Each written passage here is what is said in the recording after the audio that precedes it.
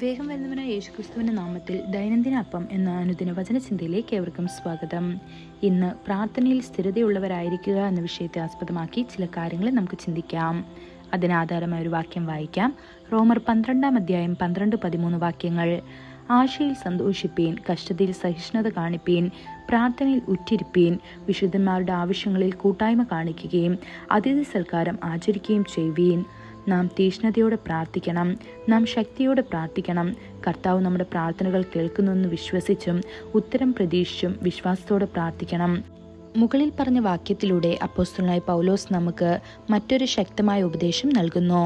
പ്രാർത്ഥനയിൽ സ്ഥിരതയുള്ളവരായിരിക്കുക. അതെ, നമ്മുടെ പ്രാർത്ഥനകൾ സ്ഥിരോത്സാഹത്താൽ അടയാളപ്പെടുത്തണം. നമ്മുടെ പ്രിയപ്പെട്ട കർത്താവ് നമ്മുടെ പ്രാർത്ഥനകൾ കേൾക്കുക മാത്രമല്ല, അവയ്ക്ക് ഉത്തരം നൽകുകയും ചെയ്യുന്നു.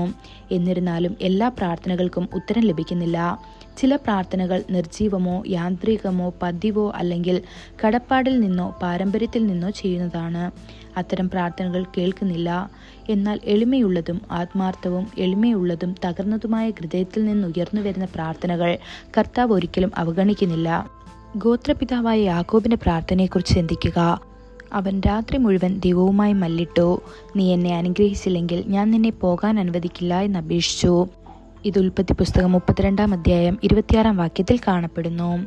ഭയത്തിൻ്റെയും ദുരിതത്തിൻ്റെയും ആ നിമിഷത്തിൽ പ്രത്യേകിച്ച് തൻ്റെ മൂത്ത സഹോദരനെക്കുറിച്ച് യാക്കോബിന് കർത്താവിനോട് ഉറച്ചു നിൽക്കുക എന്നല്ലാതെ മറ്റൊരു സഹായവും അറിയില്ലായിരുന്നു.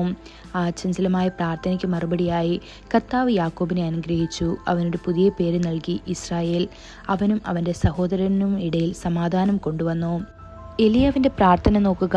അവൻ എത്ര ആത്മാർത്ഥത കാണിച്ചു. അവൻ്റെ പ്രാർത്ഥനയെക്കുറിച്ച് തിരുവെഴുത്ത് പറയുന്നു, ഏലിയാവ് നമ്മുടേതുപോലുള്ള സ്വഭാവമുള്ള ഒരു മനുഷ്യനായിരുന്നു. മഴ പെയ്യാതിരിക്കാൻ അവൻ ആത്മാർത്ഥമായി പ്രാർത്ഥിച്ചു. 3 വർഷവും 6 മാസവും ഭൂമിയിൽ മഴ പെയ്തില്ല. അവൻ വീണ്ടും പ്രാർത്ഥിച്ചു. ആകാശം മഴ നൽകി, ഭൂമി അതിൻ്റെ ഫലം പുറപ്പെടുവിച്ചു എന്ന് യാക്കോബ് 5:17-18 വാക്യങ്ങളിൽ കാണപ്പെടുന്നു. ആദിമസഭയുടെ വളർച്ചയ്ക്ക് ഒരു പ്രധാന കാരണം വിശ്വാസികളുടെ തീക്ഷ്ണമായ പ്രാർത്ഥനയായിരുന്നു. ഇവരെല്ലാം ഏകമനസ്സോട് പ്രാർത്ഥനയിലും യാചനയിലും തുടർന്നു എന്ന് ബൈബിൾ അപ്പോസ്തല പ്രവൃത്തികൾ 1-14 വാക്യത്തിൽ നാം വായിക്കുന്നു.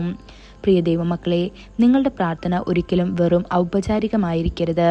അത് ആത്മാവിലും സത്യത്തിലുമായിരിക്കട്ടെ, ഉദ്ദേശപൂർവകവും ശക്തവും സ്ഥിരോത്സാഹത്തോടെയും.